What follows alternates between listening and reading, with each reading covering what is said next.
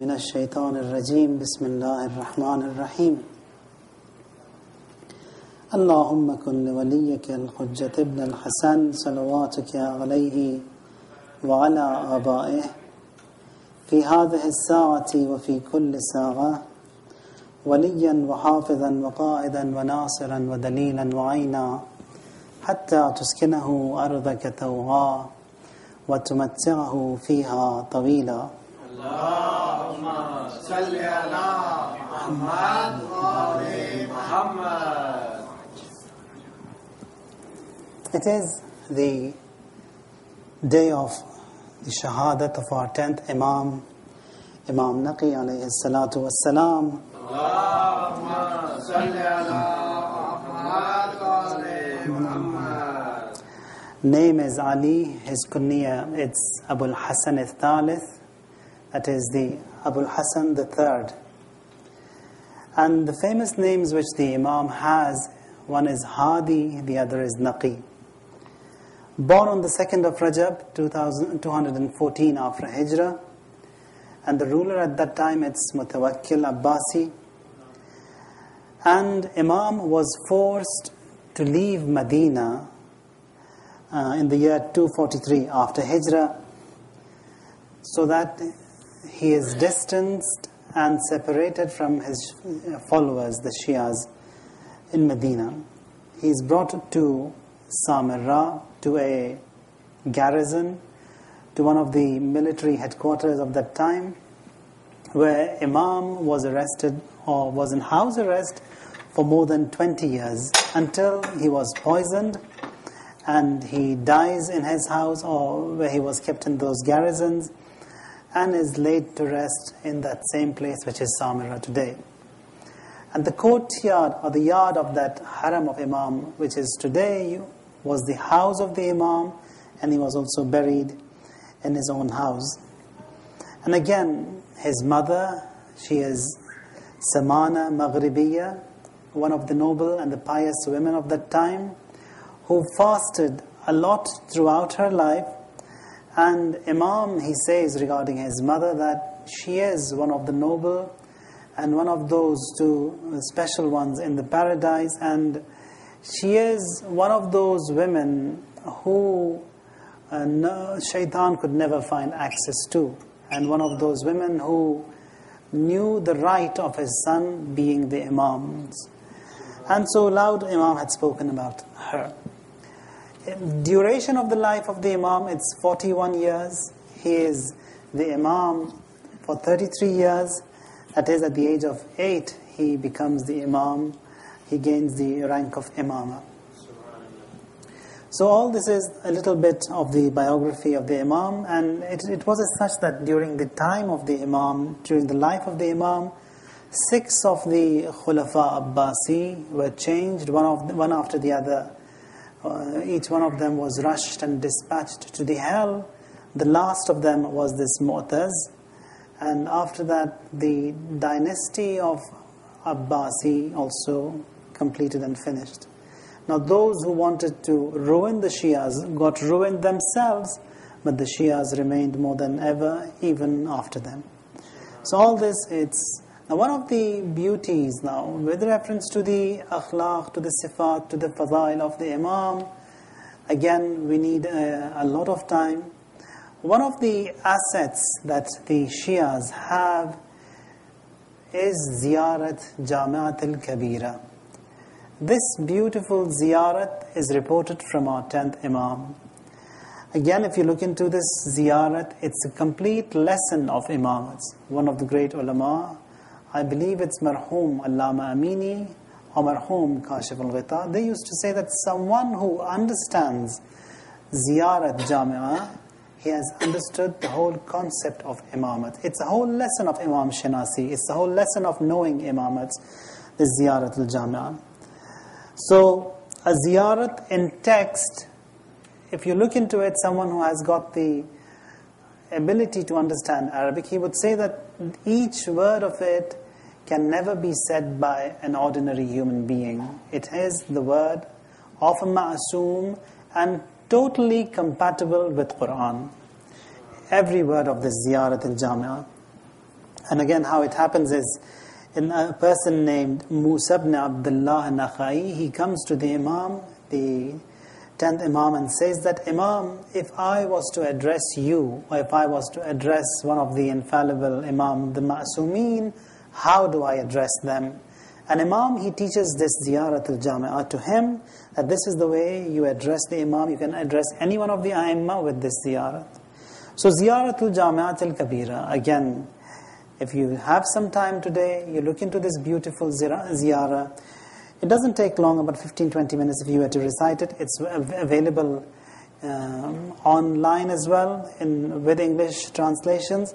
And it is a beautiful ziyarat. Assalamu alaikum ya ahl bayt an-nubuwwah wa mawdi' ar-risala. Says that salam be upon you, you Ahlul Bayt of the Prophet, وَمَوْضِعَ الرِّسَالَةِ, and the center point of prophethood, وَمُخْتَلَفَ الْمَلَائِكَةِ, which is a place where the angels, they used to frequent a lot. وَمَهْبِتَ الْوَحْيِ وَمَعْدَنَ الرَّحْمَةِ, the place where the wahi of Allah used to land, used to reveal, and the source of the knowledge, the source of the knowledge, etc., etc. It's quite a beautiful ziyarat. So one of the things that we ought to change in our life is that once in a while we recite these different ziyarat that we have. Now, for example, for Ziyaratul Jami'ah, the great ulama, they say that make it a habit to read it every day. Like Ziyarat Ashura, you recite every day. Now, if every day is tough, at least once in a week. We should train ourselves with these beautiful ziyarat, and these ziyarat, they have a great impact on us.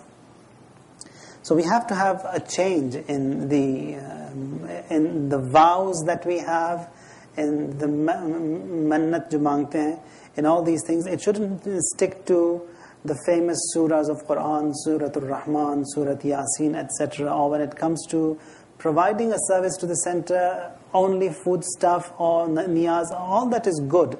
But we shouldn't stick to what was being done for the past 50 years, 100 years.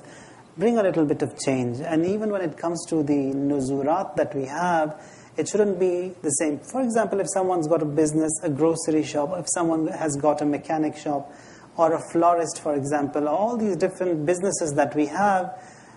So to bring about a change in it, we should say that God, out of the income that I will have in this month, a set amount of that I will help, for example, the mu'mineen with that, or the followers of Ahlul Bayt. I will be, or if there's a program over here, a service which is related to his business, to be as part of his nazr, to be as part of his vow. Now all these are little things that we can bring about a little bit of change in the performance, even in the nuzurat and the vows that we have. Ziyaratul Jami'ah, again, if you look into it, one of the phrases of it says that وَعَادَتُكُمُ الْإِحْسَانِ, that is وَسَجِيَّتُكُمُ الْكَرَمِ. Adat means the practice, that is addressing the ma'asumeen. We say that your practice is ihsan, you do good. No matter how bad we are, if someone does approach you, it's all good that a person sees from Ahlul Bayt. وَسَجِيَّتُكُمُ الْكَرَمِ, and your sajiyya, your character, your practice is that you just give. It's all benevolence that we see. It's all generosity which we see with Ma'asumeen. If you look into the seerah of Imam Mujtaba alayhi salam, it says that once Imam was having his meal, ashab were also there, and a dog passes by the Imam and comes and near the Imam. One of the ashab, one of the companions, he wanted to hush that dog away from the Imam. Imam says, leave him, I don't want a living creature come to me and I don't give him anything. So even if it's a dog, they give. Now, with reference to mu'mineen, there is a special regard, a special eye. For example, in the mid-50s or 60s, during the time of Marhum Nawab Safavi, I believe it was the early times of the revolution, there was a reciter, a mimbari in Iran, very famous, very renowned, known as Nizam-e-Rashti. And his daughter says, now this was one of those great reciters who recited for Abu Abdullah, and when he recited, he wept, and no one was a match to him in that aza and crying for Abu Abdullah al-Hussein. He felt ill, and he knows that he's about to die. Says to his daughter that, come and sit by me, it's my last moments. And then says to his daughter that, hold my hand. The moment I squeeze your hand, make me sit. Because I've been loyal to my master Abu Abdullah al-Hussein, and I am positive and I'm sure that he won't be disloyal to me in these last moments of my life. And says to his daughter that the moment I squeeze your hand, make me sit. That is the sign that Abu Abdullah al-Hussein has come to me to welcome me, and this is the last moment of my life. And she says that I was sitting by my father, Nizam-e-Rashti, and then after a while he squeezes her hand. She quickly makes him sit. And then with due respect, now he says that I don't want to meet my Imam, my master, whilst I am lying on my bed. I want to meet him even although he's so sick, so ill. With due respect, she makes him sit, and then he stands and says, Assalamu alayka ya Abu Abdullah, Ahmadi Aghajun, you've come my master. And then with a smile, he passes away. So,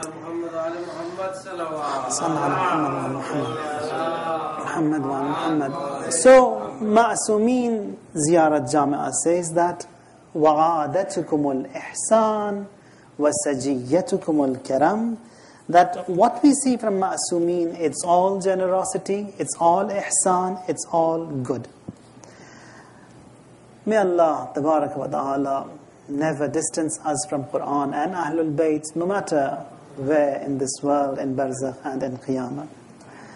Coming back to our topic, that is the etiquettes of prayers, it was mentioned yesterday that one of the conditions that we ought to observe is tuma'nina, is that we have to be relaxed when we say our prayers. That is, these prayers should be offered with tranquility, with ease, with comfort. So again it was mentioned that there is a face of the prayer and there is a core of the prayer. Face of the prayer is what we do, that is the recital, standing up, sitting down, sajda, ruku, tashahud, salam, etc. That is the shell of the prayer, and there is the inner core of the prayer, and that is that connection, that relationship, the bond which a person creates during his prayer. And it was mentioned that we have to be tranquil, we have to be calm, and the recitals, the qira'at also has to be done with peace, peacefully. And at the same time, it was mentioned that the heart of an individual also, it has to be relaxed. It has to be calm. It has to be peaceful. So, and unless that heart is peaceful, the prayer also will never be peaceful. So we have to train our hearts to be relaxed, to be eased, to be peaceful, especially during the time of prayer. And again, it was mentioned that the recitation that we do in the prayers, it's through the vocal cord. It's through the tongue that we recite. But the reality is that the heart has a spokesman. That is, the heart has to recite first, and then we just, from the sound box that we have, we say what the heart is saying. So they have to be connected, both of them, the heart and the throat of an individual, both have to be connected. So, distraction should not be there. May that be in the shell of the prayer.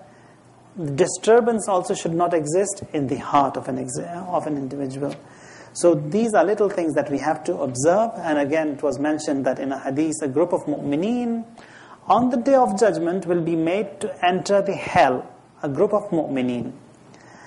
Malik, the gatekeeper of the hell, he says that these mu'mineen who are made to enter the hell, they would forget to say the name of the Prophet.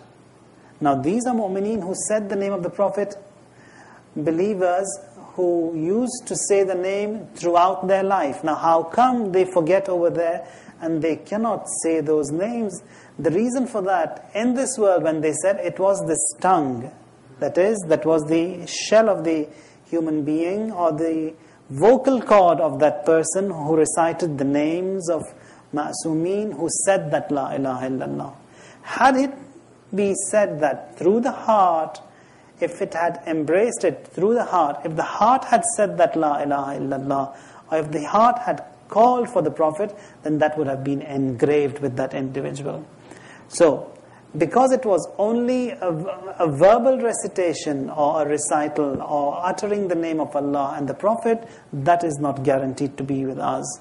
It's exactly the same ayah which Quran says that when they came to the Prophet and they said, قَالُوا, that we are mu'mineen, says that, قُولُوا أَسْلَمْنَا, say that you've embraced Islam, but you haven't become mu'mineen, because iman means it has to enter the heart.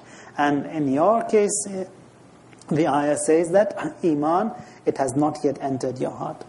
So we have to be very careful. We have to train our heart so that it utters all these recitals itself, and then the tongue says. And that is why we find in riwayat, there's this beautiful hadith, you must have heard it. It says that man qara al-Quran wa huwa shabun mu'min ikhtalat al-Quran bilahmihi wa damih. That someone who is young, at a very young age, a child, if he recites Quran, Ma'asum says that his recitation of Quran would be as such that that Quran will mix and blend with his flesh and blood. That is, that recitation of Quran will become part and parcel of his existence, and that would never separate from that individual.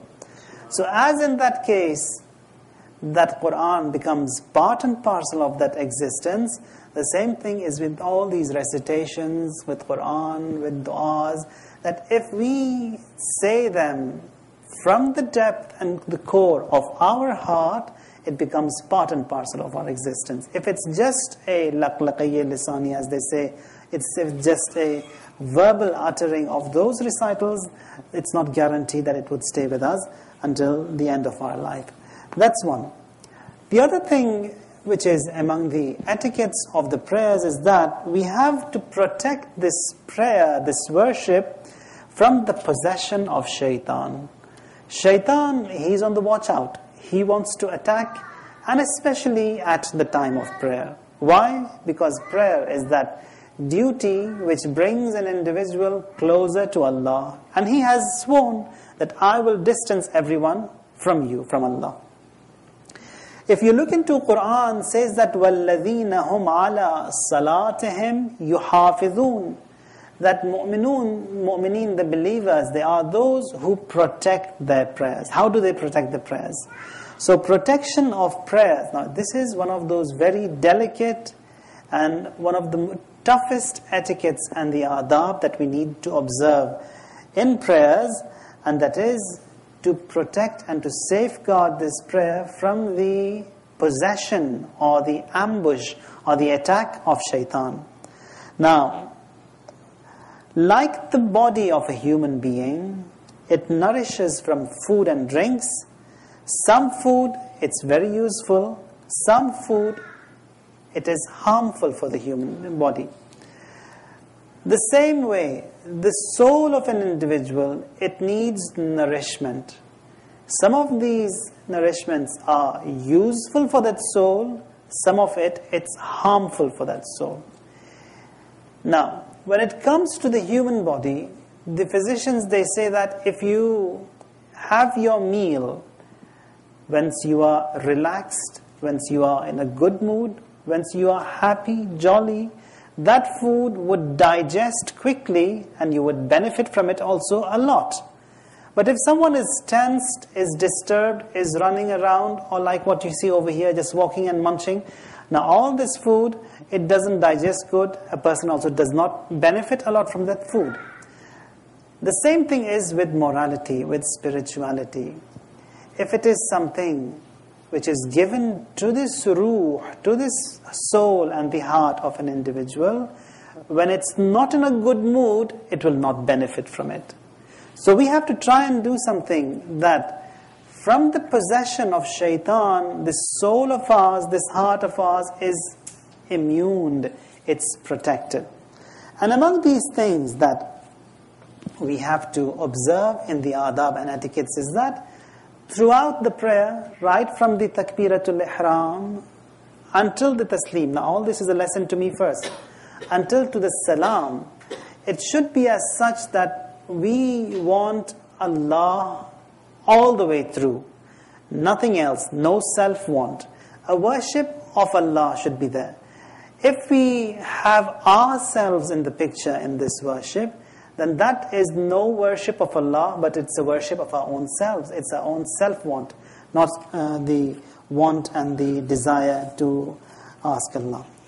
So for that reason, what we do, the teaching that is being given to us, which is tough, that we have to constantly keep on pumping all the filth out throughout the prayer. It's a tough task. All these different filtrations that we have to constantly focus in this prayer right up to the salam, so that shaitan, he does not attack. With reference to the wandering around of moods and manners and everything and that we have in prayers, again says that it's like the little bird which hops and chirps all around the tree. You find that this little bird in a fraction of a second jumps from one twig to another, one branch to another. The tawajjuh of a human being, again in prayer, it's like that. You find that all these different things, all these different khiyalat, they come one after the other in prayers, and you find when we've done the duty, so many different things have been witnessed and seen in the prayer. Especially lost things which we have lost ages and decades ago, they are found when we are saying the prayers. So it's no beauty. Now, a lady once, she called me and she said that, Maulana, mere saath bade bade mu'jize hote hain. I said, many miracles happen with me. I said, yes, alhamdulillah. What's that? He says, whatever I lose, I find it in my prayers. So it's a great grace of Allah upon me. It's no grace. It's that shaitan who attacks at the time of prayer, and everything which is lost and which we have forgotten, they are reminded to us at the time of prayer. So we have to be careful. So when it comes to prayers, it was mentioned in that hadith that we have a shell, which is the human body, and this shell has eyes, it has mouth, it has through which we recite. So that is the material side of this human body. And we've got a soul. Again, that soul has its own spokesman, which is the heart. That soul sees, sees the unseen with the sight and the eyes of that heart and soul. So we have to, unless we shut the material eye, the moral eye will never open. In prayers, we have to forget everything which is happening around us in the material world for us to relate and to connect with the spiritual world. So that shell has to be totally locked for us to unlock the inner self, or that material eye has to be shut for that spiritual eye to open. One of the other things, or the adab, or the etiquettes we need to observe in prayers is that there has to be a desire, there has to be a want, or the heart of an individual, it should be active, that it wants prayers, that love, that desire, that want for the prayer has to be there. That is again among the etiquettes.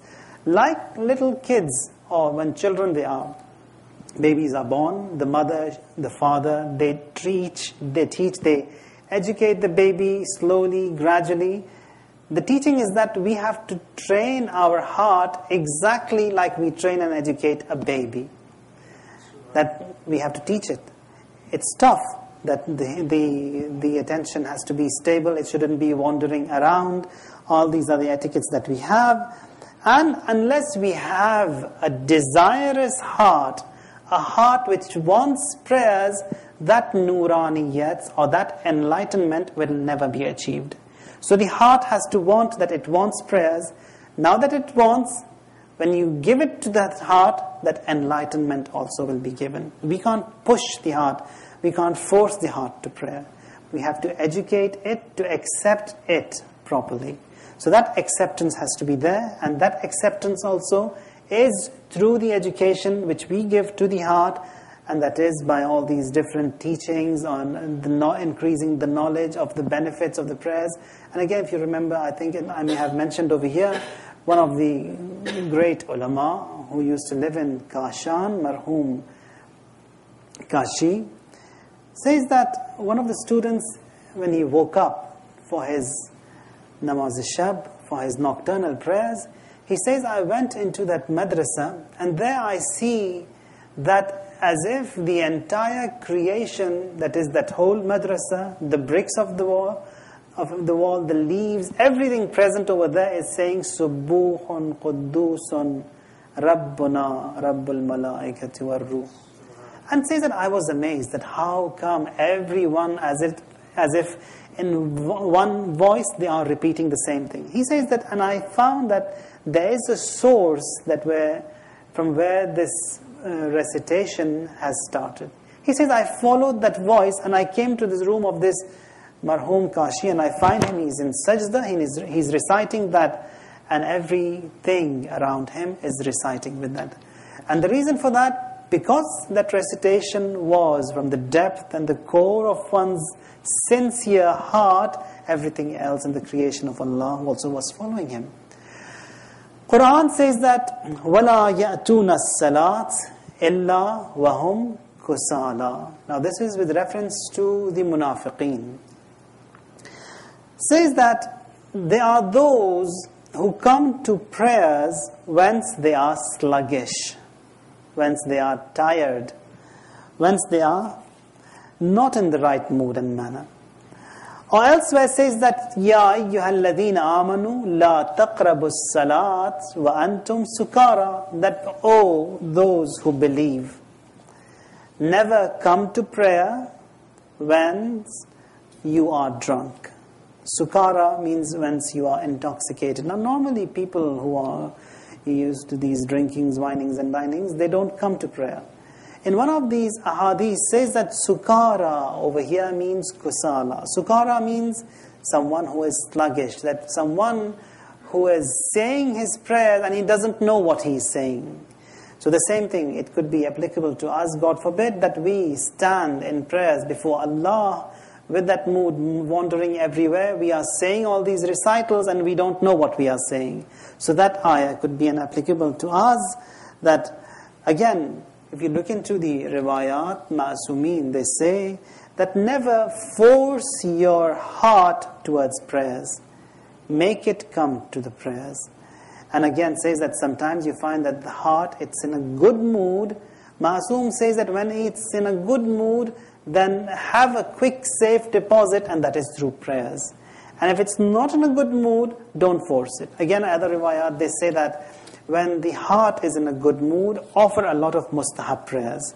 When it's not in a good mood, don't force it, because if it's going to backfire. But it doesn't mean that now, keeping these riwayat and those ayat in mind, we don't do anything. We have to train, we have to educate ourselves, so that this service, this great gem that has been given to us, we benefit from it, we protect it, and we, again, Marhum Ayatullah al-Uzma Bahjat, he used to say that if the rulers, they knew what joy is hidden in salat, in prayers, they would leave everything which they possess and they would go towards prayers. Now, because we don't know what joy is hidden in these prayers, we don't do them as we ought to do them. We ought to perform them. Again, riwayat, they say that there is a time, a period in everyone's life when all these desires, these shahawat, and all of these animalistic issues, they are to their max. It says that the moment you find that they have subsided, they have cooled down, they have calmed down, increase and top up with prayer. So that prayer, increase your amal, your performance and your activity with prayer once you've passed that age. Don't be idle, don't be lazy, but top it up with those prayers. Again, it's the shahadat of our 10th Imam. And the afflictions, the masa'ib that were seen by Ma'asumeen, the Ahlul Bayt in particular, no one ever saw. Again, with reference to the 10th Imam, he is killed, he is martyred, poisoned by that mal'oon. And when he is killed, the funeral prayers of this Ma'asum are performed in a very oppressed and a very Mazloom way. The riwayat say only one person led the prayers, and that was the Imam himself, the 11th Imam, Imam al-Askari. No one else was there in the funeral of the Imam. Look back into the passing away of Rasulullah and how everything unfolded upon that household of Wahy, and again in the headquarters of Islam, the first person of Islam, and especially when those mala'een, they come and they have that ambush, they attack the door of the household of Hazrat Zahra, and she is bashed, she is wounded, she is hit, and again that baby in her womb also passes away. Now all these afflictions, again, despite those masa'ib that were seen by her, she supports and she protects the Imam like no one. The only one who supported Imam in that very dignified and beautiful way, even in those desperate moments, is her.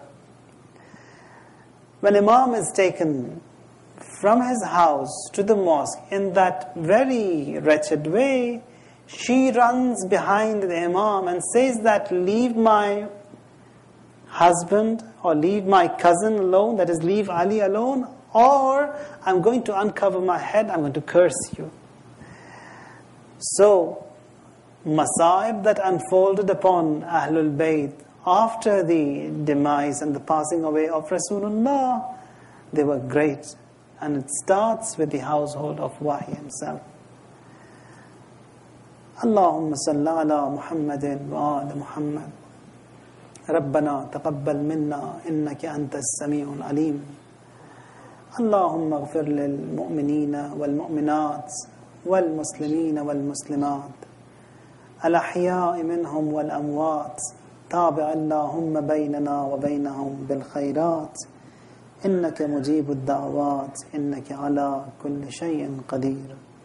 لأرواح المؤمنين والمؤمنات الفاتحة مع الصلوات. من الشيطان الرجيم. بسم الله الرحمن الرحيم. اللهم كن لوليك الحجة ابن الحسن صلواتك عليه وعلى آبائه في هذه الساعة وفي كل ساعة وليا وحافظا وقائدا وناصرا ودليلا وعينا حتى تسكنه أرضك توعا وتمتعه فيها طويلا. اللهم صل على محمد وآل محمد. It is the day of the shahadat of our 10th Imam, Imam Naqi alayhi salatu wassalam. اللهم صل على محمد وآل محمد. Name is Ali, his kunya, it's Abul Hasan al-Thalith, that is the Abul Hasan the third. And the famous names which the Imam has, one is Hadi, the other is Naqi. Born on the 2nd of Rajab, 214 after Hijrah, and the ruler at that time, it's Mutawakkil Abbasi. And how do I address them? An Imam, he teaches this Ziyarat al-Jami'ah to him, that this is the way you address the Imam. You can address any one of the A'immah with this Ziyarat. So Ziyarat al-Jami'at al-Kabira, again, if you have some time today, you look into this beautiful Ziyarah. It doesn't take long, about 15-20 minutes if you were to recite it. It's available online as well, with English translations. And it is a beautiful ziyarat. Assalamu alaikum ya ahl bayt al-nubuwwa wa mawdi' al-risala. Says that salam be upon you, you ahlul bayt of the Prophet, وَمَوْضِعَ الرِّسَالَةِ, and the center point of prophethood, وَمُخْتَلَفَ الْمَلَائِكَةِ, which is a place where the angels, they used to frequent a lot. وَمَهْبِتَ الْوَحْيِ وَمَعْدَنَ الرَّحْمَةِ, the place where the wahy of Allah used to land, used to reveal, and the source of the knowledge, the source of the knowledge, etc., etc. It's quite a beautiful ziyarat. So one of the things that we ought to change in our life is that once in a while we recite these different ziyarat. And Imam was forced to leave Medina in the year 243 after Hijrah, so that he is distanced and separated from his followers, the Shias, in Medina. He is brought to Samarra, to a garrison, to one of the military headquarters of that time, where Imam was arrested or was in house arrest for more than 20 years, until he was poisoned and he dies in his house, or where he was kept in those garrisons, and is laid to rest in that same place which is Samarra today. And the courtyard or the yard of that haram of Imam, which is today, was the house of the Imam, and he was also buried in his own house. And again, his mother, she is Samana Maghribiya, one of the noble and the pious women of that time, who fasted a lot throughout her life. And Imam, he says regarding his mother that she is one of the noble and one of those two special ones in the paradise, and she is one of those women who Shaitan could never find access to, and one of those women who knew the right of his son being the Imam's. And so loud Imam had spoken about her. Duration of the life of the Imam, it's 41 years. He is the Imam for 33 years. That is, at the age of 8, he becomes the Imam. He gains the rank of Imama. So all this is a little bit of the biography of the Imam, and it was as such that during the time of the Imam, during the life of the Imam, 6 of the Khulafa Abbasi were changed, one after the other. Each one of them was rushed and dispatched to the hell. The last of them was this Mu'taz. And after that, the dynasty of Abbasi also completed and finished. Now those who wanted to ruin the Shias got ruined themselves, but the Shias remained more than ever, even after them. So all this, it's... Now one of the beauties now, with reference to the akhlaq, to the sifat, to the fadail of the Imam, again we need a lot of time. One of the assets that the Shias have is Ziyarat Jami'at al-Kabira. This beautiful ziyarat is reported from our 10th Imam. Again, if you look into this ziyarat, it's a complete lesson of Imamats. One of the great ulama, I believe it's Marhum Allama Amini or Marhum Kashif al-Ghita, they used to say that someone who understands Ziyarat Jami'ah, he has understood the whole concept of Imamat. It's a whole lesson of Imam Shinasi. It's a whole lesson of knowing Imamats, the Ziyarat al-Jami'ah. So, a Ziyarat in text, if you look into it, someone who has got the ability to understand Arabic, he would say that each word of it can never be said by an ordinary human being. It is the word of a ma'asum and totally compatible with Quran. Every word of this Ziyarat al-Jami'ah. And again, how it happens is, in a person named Musa ibn Abdullah Nakhai, he comes to the Imam, the 10th Imam, and says that, Imam, if I was to address you, or if I was to address one of the infallible Imam, the Ma'asumeen,